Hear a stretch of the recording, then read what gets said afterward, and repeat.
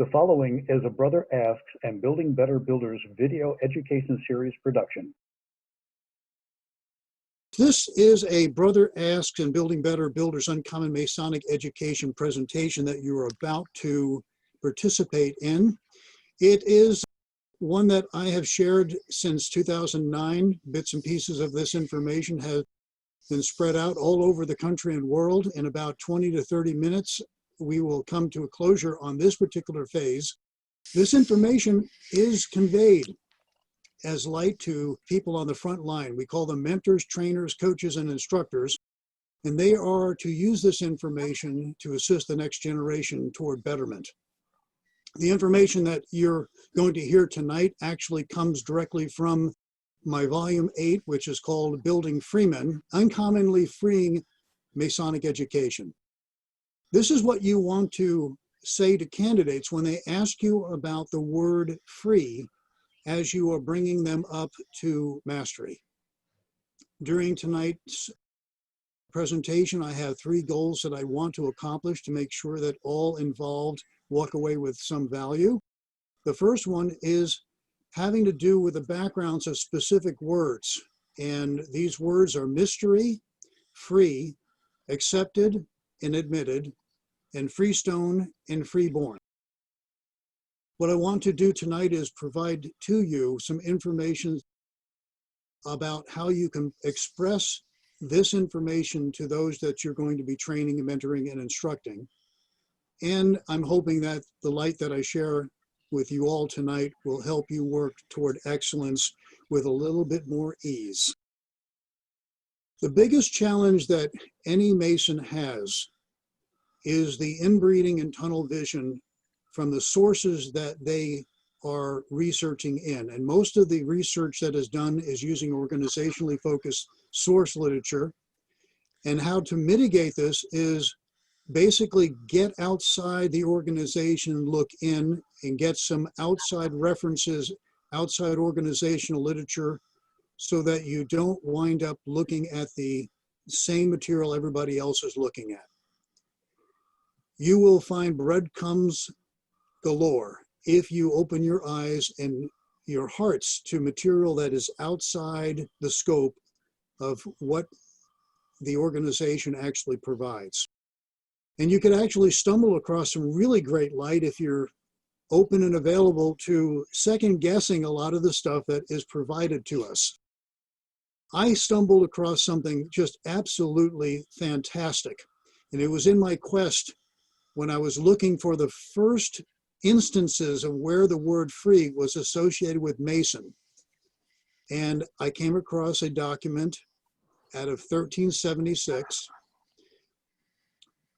August 9th to be specific, and it was talking about a document in London, the city of London, the books, the calendar of letters. And basically what it says is there were a bunch of individuals who came before the council who wanted to practice trades within their community, and they used the word mysteries in reference to these trades. Let me go through that.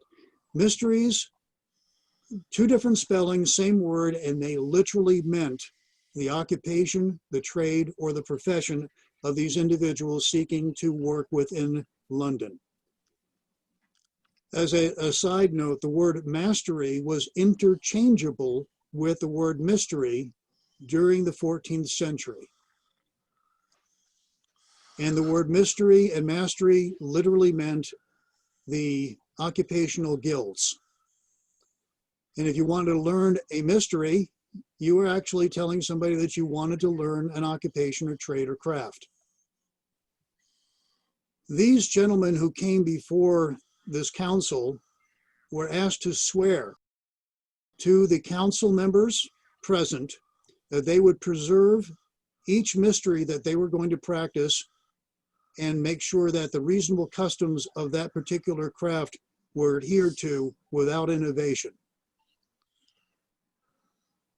And the names of the individuals were listed under mercers, drapers, vintners, tailors, leather sellers, founders, on and on and on. And when you come down to the one that says Masons, the names listed were 4. And incidentally, they originally wrote it into the document as free space Masons.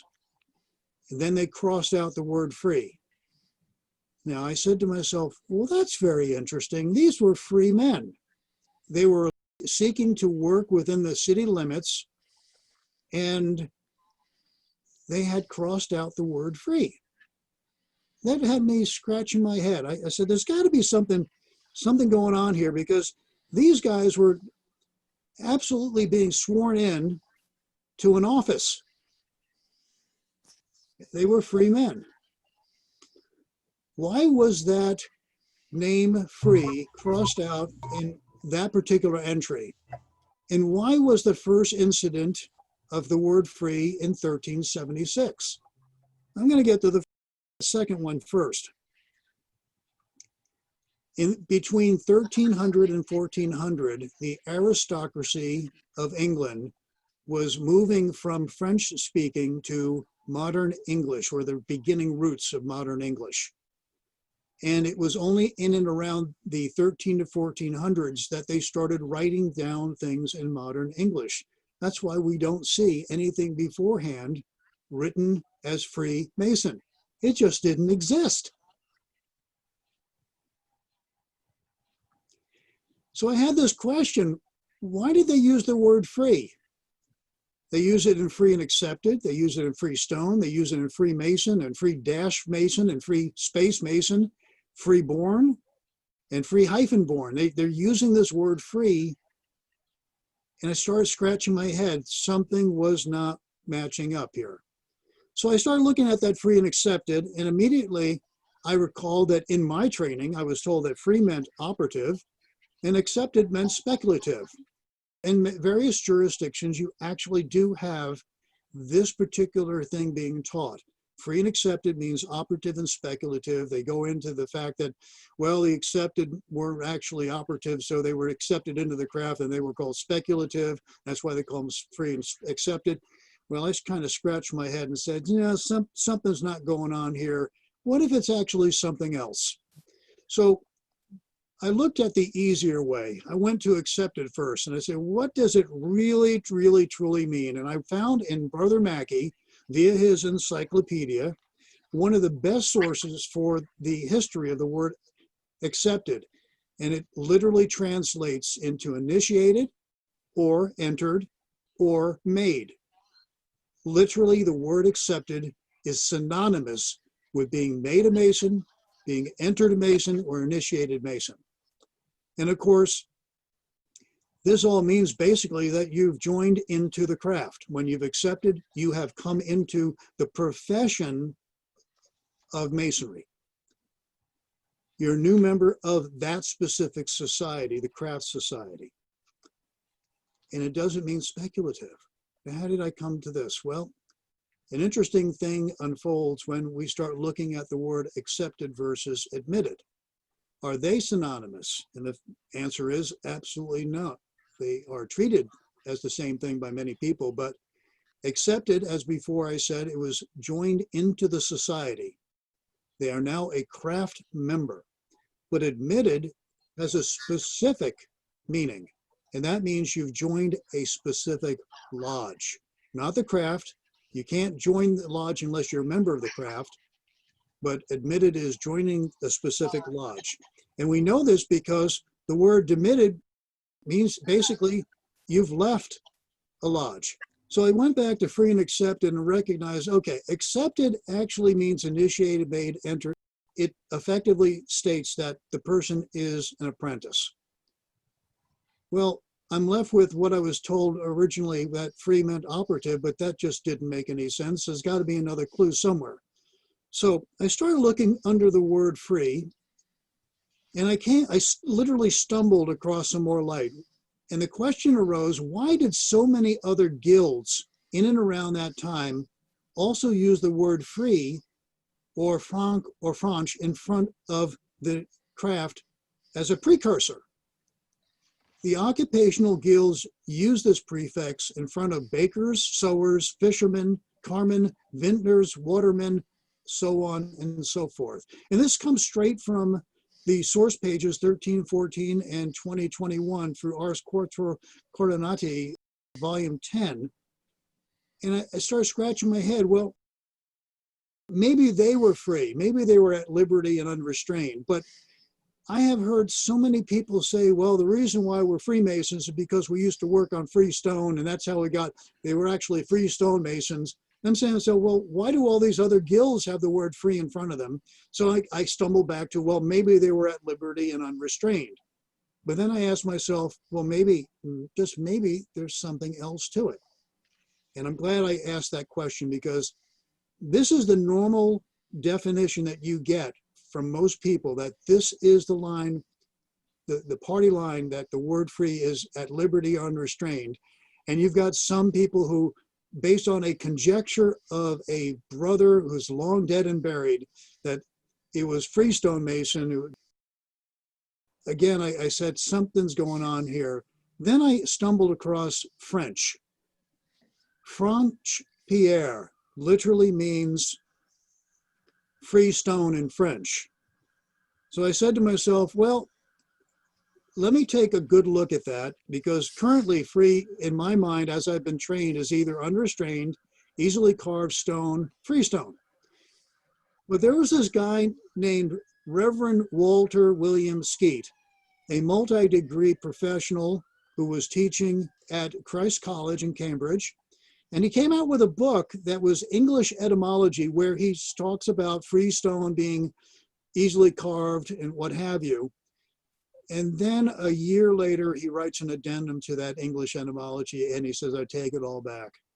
I borrowed that, cut and pasted out of a definition that was provided to me, and it never felt very comfortable. And lo and behold, when I researched it further, I found out that if you look at the word Franche and Franc, it means superior and excellent. So I'm kind of holding my head. I'm kind of in denial. Wait a second, what's going on here? Until, of course, I looked up the word frankincense. If you look at Franc, it literally means superior, of high quality. And that means basically, in the obsolete sense, superior, of high quality, grade, pure. And he makes reference to quite a few other things in this book from Shakespeare and a few other sources. And basically what it comes down to is, from an archaic word like this, that the word frankincense literally means superior, excellent, pure, etc., incense. He drew the conclusion from Shakespeare and a few other places that Franche Pierre literally means superior, excellent, pure stone. So I took that definition, Franc, and then I went back to France and I said, okay, Franc Mason, superior, excellent, builder. Separate words.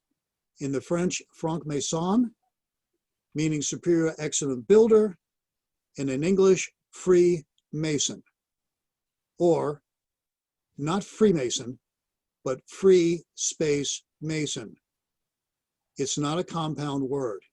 It literally, up until 1723, was two words or a hyphenated word indicating superior, excellent builder. Not operative, not the opposite of speculative, but literally excellent builder. So I go back to that document in 1376, and I now understand why they crossed out the word free in front of Mason from these four gentlemen, because they were not masters of the craft. They were craftsmen, but they weren't masters. And when they found out that they weren't masters, they crossed out the free, indicating that they were merely masons. They weren't masters of the craft. And we plug that back into the free and accepted. And what do we have? We have superior and excellent versus initiated and made entered. When we boil that down, we basically have master and entered apprentices. Free and accepted literally means master and apprentices.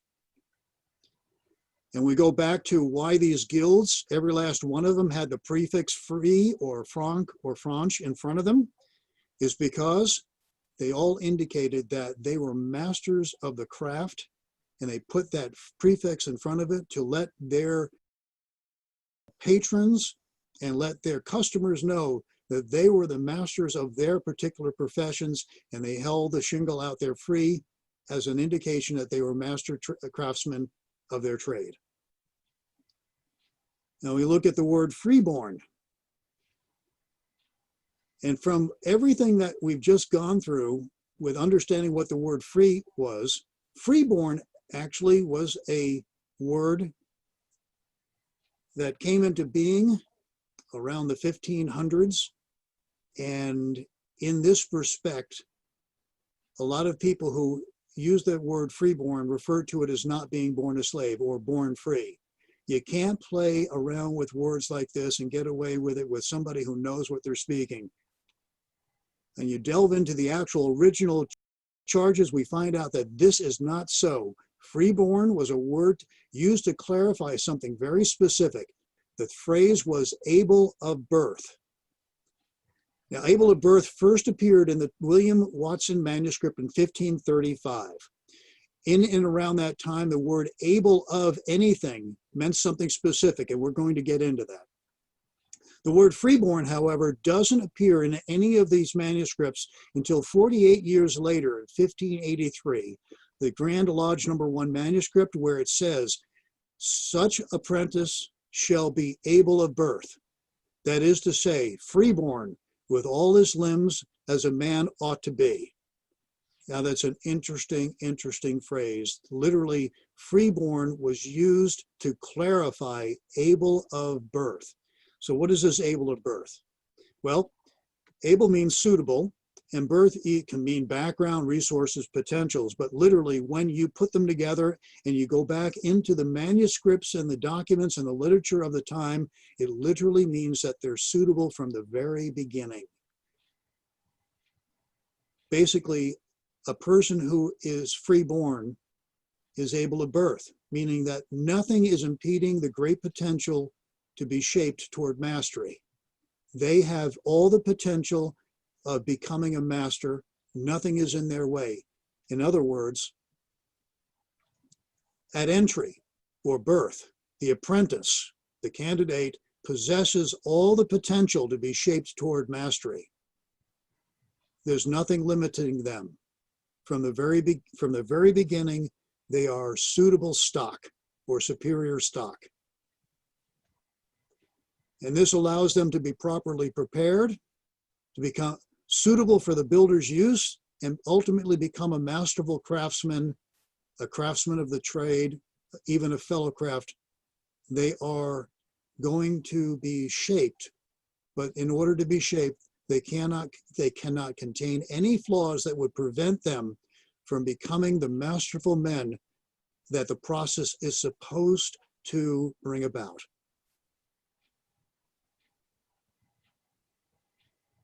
Let's review this. Free and accepted literally means superior and newly made or joined. Another way of saying this is master and apprentice, not operative and speculative. Freestone is excellent or superior stone, and freeborn basically means you're either excellent or superior stock, capable of becoming, and there's nothing within you, your character, you name it, that would prevent you from becoming the masterful person, the masterful craftsman that you are intended to become as a consequence of joining. Let's go back to mastery and mystery. Mastery and mystery were synonymous at the particular time. They meant a handicraft or trade or art, which came from another medieval Latin root that meant service, occupation, office, or ministry. Now, a footnote is that the word mastery and mystery are only connected now in the term mystery play in reference to the medieval performances which often were staged by members of craft guilds. And that's the reason why they were called mystery plays. Mystery or mastery plays, AKA craft or professional plays put on by the craftsmen of the town. These are the things that you want to communicate to the next generation, my brothers. These are the things that you want to be able to communicate with a smile and a giggle so that they understand there's a lot more hidden in plain sight than might be assumed. And once again, this information came from Building Free Men, Uncommonly Freeing Masonic Education. I'm going to go through this right now. What did you get out of this talk? What will you consider doing differently into the future? And how do you think this will impact yourself and others? I will entertain any questions and any thoughts that you might have. This has been a Brother Ask and Building Better Builders Uncommon Masonic Education presentation. You can see me on Facebook at John S. Nagy or reach me through coach.net. I thank you very much for allowing me this opportunity, my brothers. You can also see some of my blog posts on buildinghiram.blogspot.com.